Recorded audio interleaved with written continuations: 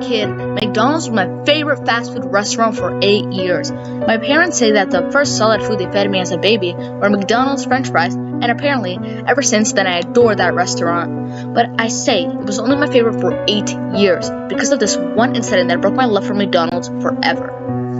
It was my 9th birthday, and my parents rented the entire McDonald's place for my friends for a day. Yeah, they were rich. I arrived 5 minutes before my friends did, and upon entering the place, I felt like I stepped into a completely different world. Balloons and banners were hung around the room, and birthday-themed wall pasted on the wall-sized cardboard made the walls of the room.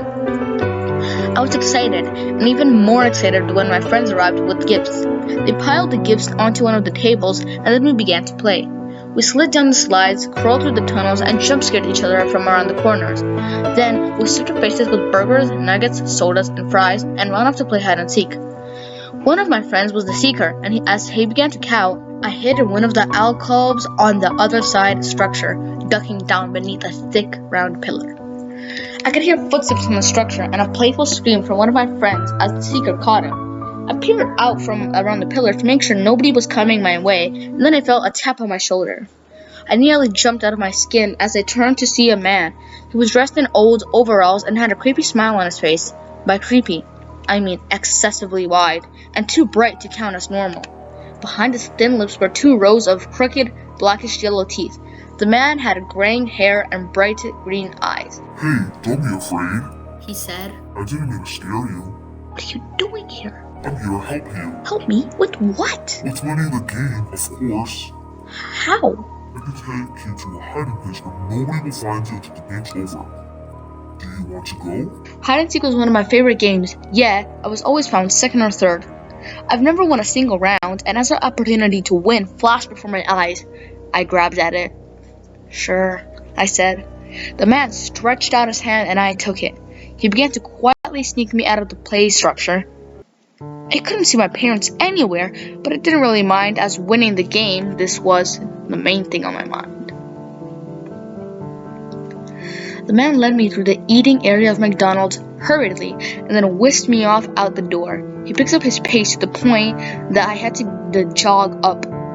He quickly opened the back door of a rusty black minivan and said, "Get it. They will never find you here." Sir, I think I should go back," I said awkwardly. At this point, I was aware of something worse. He was trying to kidnap me. The man's friendly eyes turned to angry ones as he shoved me into the back seat of his car and leapt onto the driver's seat. He started the car, and before I could leap out, the child lock was on. "Let me out!" he shouted, pounding on the car door. "Would you be quiet?" I heard a commotion behind the car, and I turned to see my parents sprinting towards the van. I pounded on the window and shouted, "Mom! Dad! Help me!" I could see that the man began to panic, lost control of the car, and to my horror, the van went spinning sideways, crashing into the metal fence around the parking lot at full speed. I felt myself fly forward and my head connect with the windshield before everything went black. I woke up in the hospital with my mother sobbing by my bed and my father talking with the doctor. "Mom?" I whimpered. "Mom? Where am I?" "Oh, Jeremy, you're awake," my father said. "You're in the hospital." "What about the man?" I croaked out. He's not in this world anymore," my mother said awkwardly. He passed away." I felt mixed emotions, sadness, terror, and relief, all swam inside me. I had no idea how to feel. Should I feel relieved that I made it out alive, or sad that the man had met his end? When I was discharged from the hospital, my parents took me to a therapist. She convinced me that the man's death wasn't my fault, and maybe he deserved it. But a little piece of me still thought that I could have prevented his death if I hadn't got with him. Now, when I see McDonald's building, I begin to panic, and I am brought to the memories of the horrific day when I was almost kidnapped and could have died.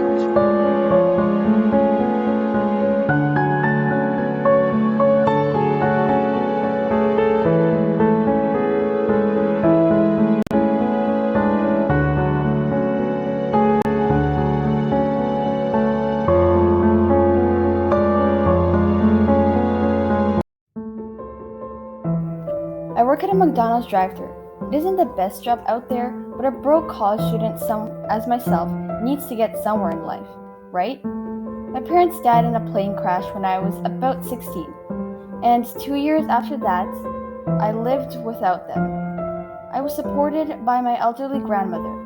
Unfortunately, she died when I turned 18, and from then on, I had to pay for rent and everything with money I earned from McDonald's. My parents' will said that all the money was left for my grandmother, but after her death, the money was locked away in the vault. This vault to which I had no right to access, or a way to get access to it. So you see my situation here. A broke student with no means of good income trying to find peace in her hectic life. Anyway, there was this one incident that happened to me during this one night shift I worked, and that incident definitely told me that I wouldn't want to work the night shift ever again, and spoiled my adoration for the fast food restaurants.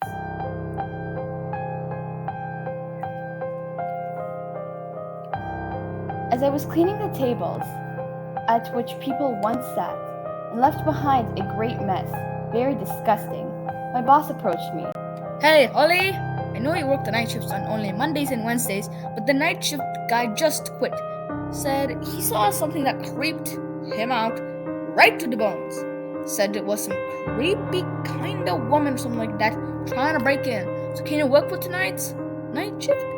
I'll be paying you overtime and can get you double for your usually salary tomorrow. I said earlier that I really needed the money and had no means of income, so I couldn't decline it no matter how much I wanted to. I'm not a fan of the night shift, never was and never will be. I prefer sleeping in my warm bed throughout the dark few hours of the night rather than being stuck in some creepy building. But I agreed, disregarding the strange story that my boss told me about what the night shift guy saw, and he handed me the keys, then left. For the first hour or so, I cleaned the entire restaurant. People make such a big mess everywhere, it's almost hard to stop yourself from throwing up. Ketchup being smeared over the tables, someone's pickle lying on the floor from a burger, and that sort of stuff. When I finished cleaning, I sat by the drive-thru window and played some games on my phone. That's literally the only thing I did during night shifts. Within several minutes of me playing, I heard a car pulling up into the drive-thru parking lot. I looked up and saw an elderly man sitting in a beat-up Honda. He was wearing a stained yellow undershirt and a pair of dark, dirty cargo shorts. His breath reeked of alcohol and cigarettes, and he panted heavily like a dog that had just been tired out. "Welcome to McDonald's. What would you like today?" I asked. I'd like 6 chicken burgers, 4 cheeseburgers with extra cheese, make it snappy, 8 hamburgers with extra pickles and sauce, 3 large sodas, a large mint chocolate chip ice cream cup, 7 boxes of chicken nuggets, 10 large fries, a large apple pie, and a lot of ketchup. A lot, and I say a lot. The man ordered. I felt baffled at the large amount of food he ordered, but without judging, I turned and began to prepare his food. It took me a while, but I finally finished and handed him the huge bag. The man took it and tossed it onto the passenger seat. He then paid and drove off. I came back to playing on my phone, and everything was normal for the next few hours until I had to use the bathroom. When I had finished and had reached the entrance to the hallway where the drive-thru window was, I froze. The man who had just driven off was standing by the open window, or at least I thought it was him by the clothing he wore. I couldn't see his face because he was wearing a twisted clown mask smeared with ketchup to make it look like blood. The mask had a horrific smile on it, and when the wearer's glowing eyes fixed on me, he produced a knife from his cargo shorts pocket. "What are you doing here?" I asked. The man chuckled. said I wanted extra ketchup, but they gave me none, he replied. Sir, I'm pretty sure that the 20 packets of ketchup I gave you are smeared on your mask. So put that knife away and get the heck out of here before I call the cops, I snapped. The man laughed hard and then tried to climb into the drive-thru window. I instantly rushed forward and pressed the button that would automatically close and lock all doors and windows in the McDonald's restaurant. When the entire place was locked up tight, I watched as the man began banging his head on the window while screaming, Open this window! Open this window! Open it! Open it! Open it! I turned and retreated into the back office, the only room in the restaurant that had a door with a working lock. I locked myself in the office and they began dialing 911. As soon as the operator picked up, I heard the sound of shattering glass and thundering footsteps pounded into the restaurant. I explained to the operator what was going on while keeping my eyes on security cameras that still worked. The operator asked where the man was, but before I could reply, I saw something. The man who was wearing the clown mask had gone. No, had morphed into something else. It was a stick-thin, tall creature with a cone-shaped head and bright yellow eyes. It had elongated, spindly arms with clawed hands on the ends of them, and extremely thin legs which were attached to large, hooved feet. Before I could explain to the operator what was happening, the phone went dead and the security monitor shut down. The lights flickered off, and I realized that the thing had most likely somehow cut the power. I sat there for several minutes, listening to the sound of the thundering hooves, footsteps, and banging kitchenware from the main door opened and closed, and then silence. I must have fallen asleep because I woke up to the key turning in the lock of the office. My boss stood in the doorway, staring at me. Why's there a mess in this kitchen? He asked. What's doing all that? Playing video games in the office, huh? To cut a long story short, I told my boss that I was quitting, but didn't bother to tell him why. My parents' lawyer found my grandmother's new will, which stated that all money would be transferred to me so that I didn't have to find another job to pay for college. But supernatural monster or not, or just some crazy guy in a stupid clown mask, let's never meet again.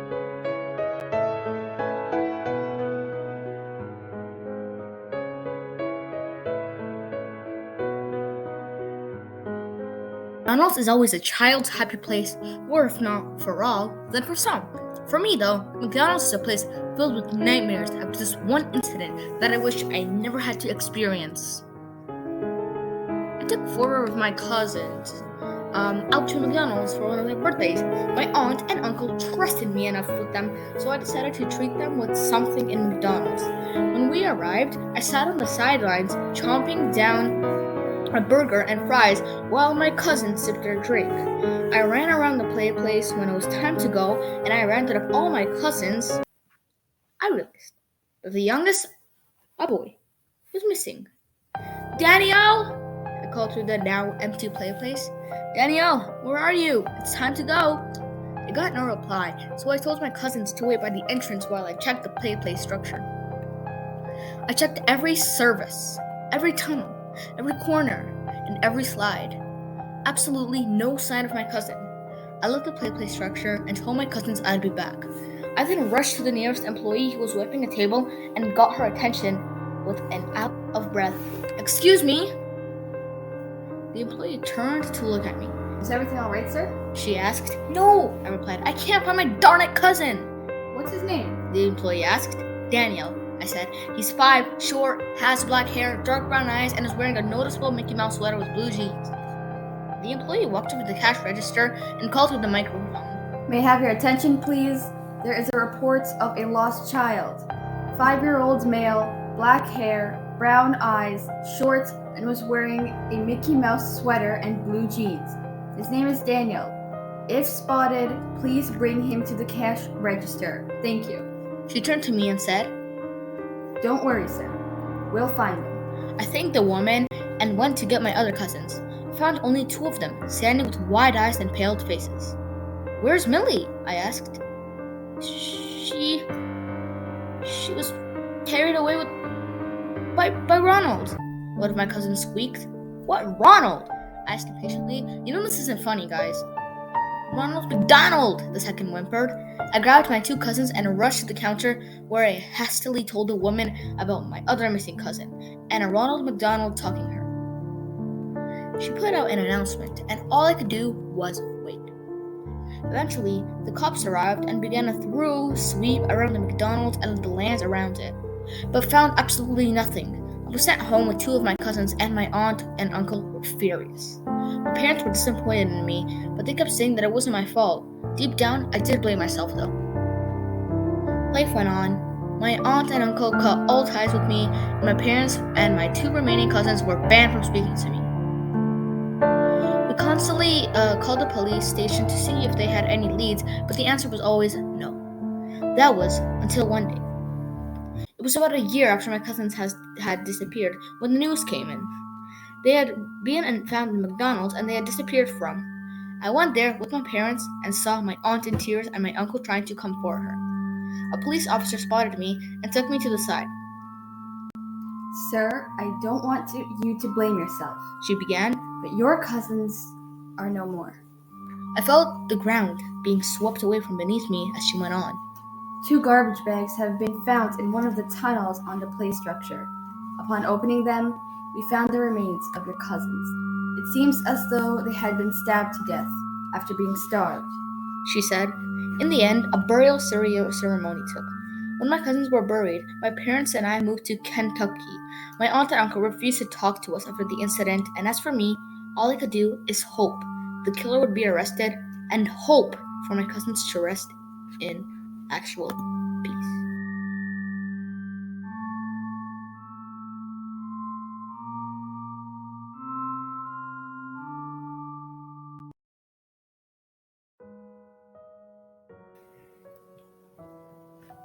My brother and I worked at a McDonald's after high school ended.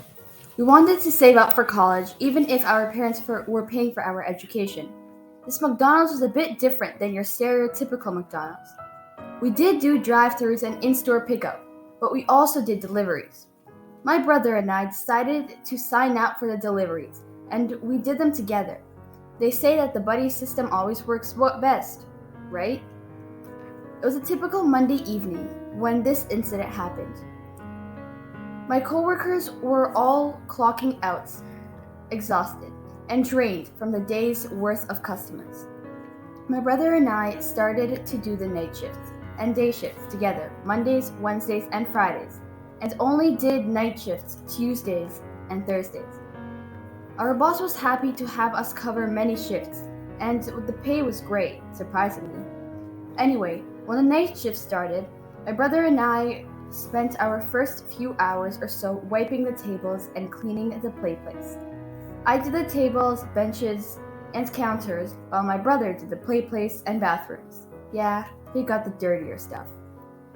When both of us finished, we took 2 separate ends of the restaurant and played games on our phone, or turned to talk to our friends. About 2 hours into our shift, the phone rang. My brother reached it first and answered with confidence. "McDonald's, can I take your order?" I couldn't hear what the person on the other end was saying, but my brother kept silent until he said, "All right, sir, your order will be delivered soon." My brother put down the phone and turned to me.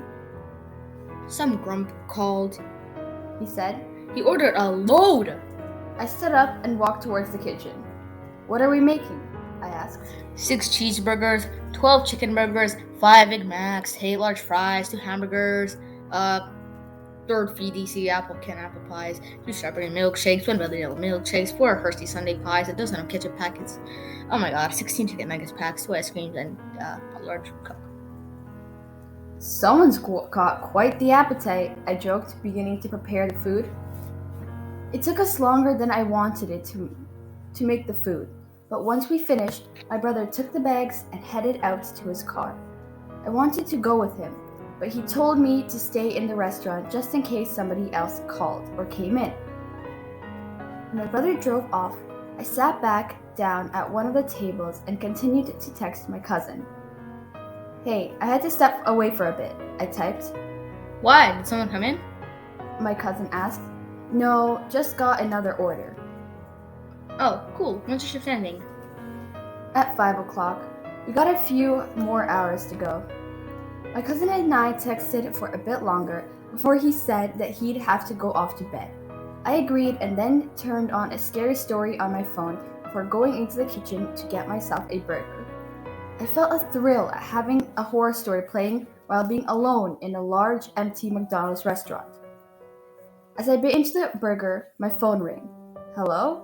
I said with a mouthful. Hey, I'm kind of in the predicament, I guess. My brother said through the phone. "What's up?" I asked. I don't know. I rang the doorbell, but nobody came to the door. I knocked and called out that I was the delivery guy, but there was still no answer. My brother explained. "Is the door unlocked?" I asked. No, but the creepy thing is that, I don't know. But that's not the creepy thing. My brother replied. I feel like I'm being watched. I heard footsteps in the woods by the house, and when I looked in that direction, I just saw a person.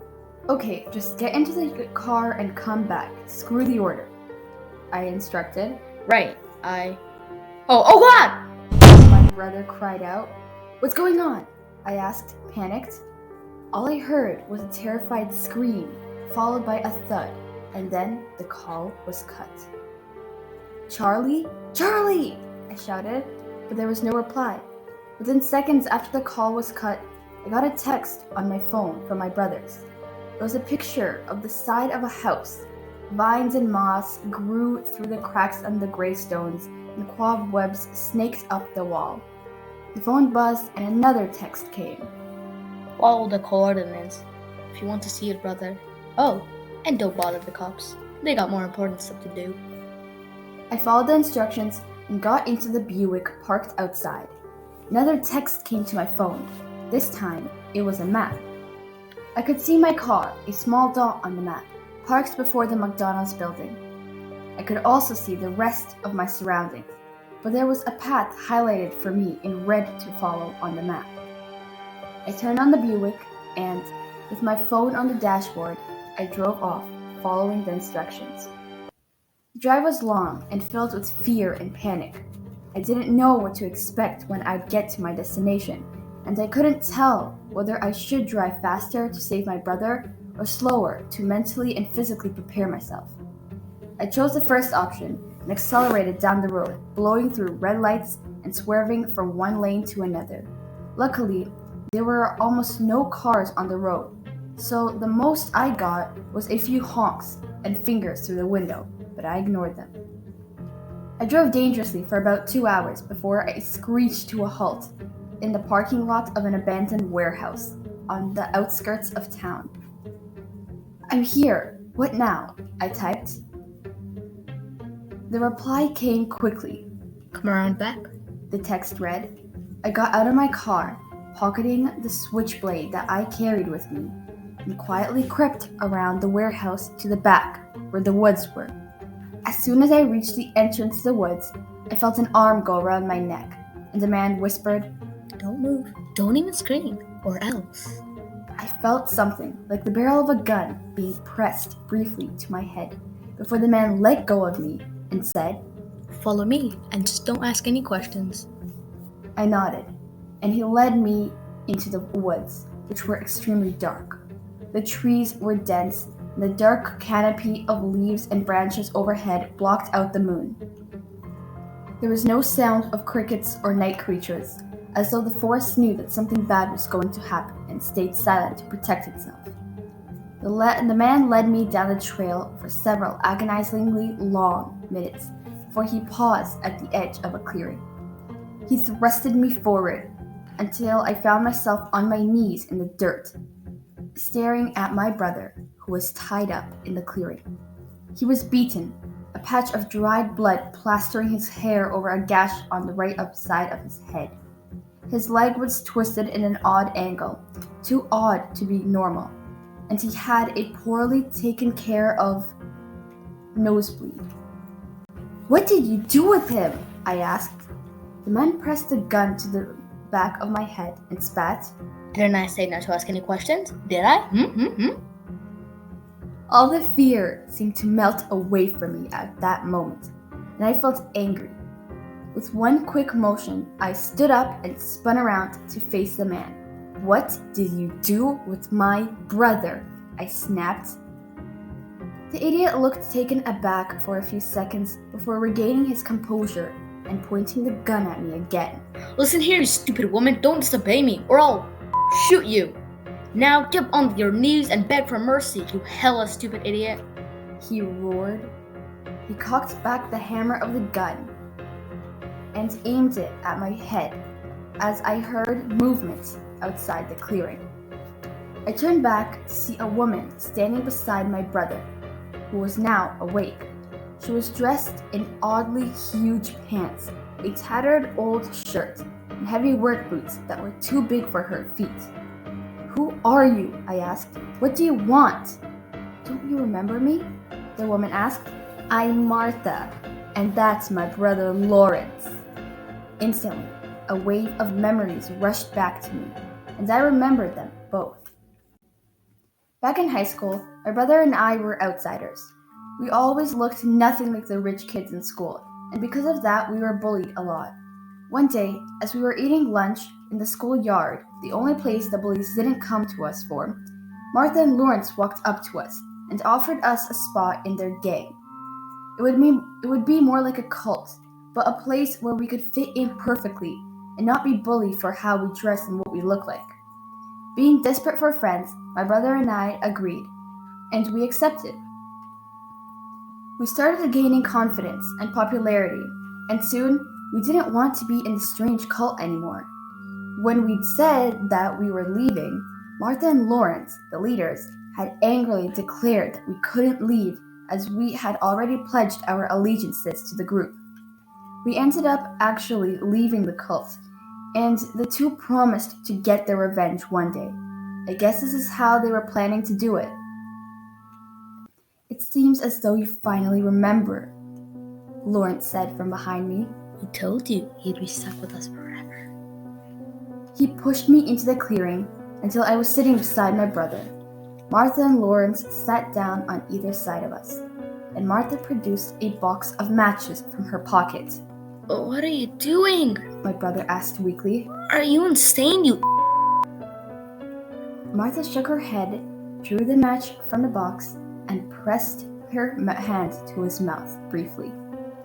She drew the match against the side of the box, and it sparked, but the fire didn't light. "What the?" Martha spat, trying over and over again. I could see that she was beginning to panic, and I knew that my brother and I would have to get away somehow. In a flash, I pulled at the switchblade from my pocket and struck Martha's arm. She cried out in pain, and Lawrence went for me with his gun, but my brother, who had freed one hand, landed a hard blow to his face. Dazed, Lawrence fell back, blood coming from his nose. I stood up and helped my brother up too. Together, we started to speed walk as best as we could with my brother's injured leg. I could hear shots and loud, angry yells and curses from behind us. I didn't care. I didn't know how, but somehow, it was a miracle, I guess. We made it back to the car without being shot. My brother and I drove back to the McDonald's and called the cops. They searched the woods in the morning when the light was out, but didn't find anything. In the end, my brother and I quit our jobs in the fast food buildings and instead went back to college to study law. We were both accepted into the same police academy, where we remained to this day as trainees.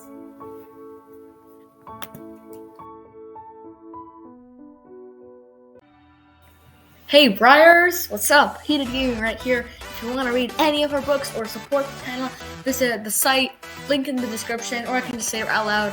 I'm pretty sure it's sites.google.com/view/bloodybriars poem, something like that. Click the link in the description, scroll down, there's a gray button, scroll down, and hit that red button. If it's gray, don't hit it, please. And if it's red, hit it. And our site, we have only 2 books, but don't worry, we're gonna upload way more books. And we're trying to get 5,000 visits on that book or something like that. I don't know. Just go down, click on the link, and read our 2 books.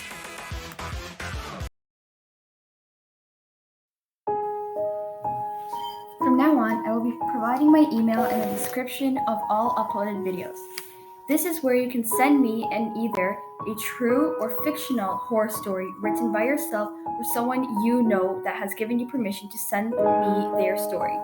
To ensure that your story will be read, please write it down in a Google Docs and share/send it to me via email, giving me editing rights. Please keep the sentences neat, tidy, and understandable, and try your hardest to have well-structured grammar in your writing. Stories with any form of inappropriate language/abuse, example, racism, sexism, ableism, body shaming, etc., will not be read on this channel. Please also refrain from adding any swear word or any form of swearing to your story when you are writing them. This information can also be found in the description box of this video as well as my email.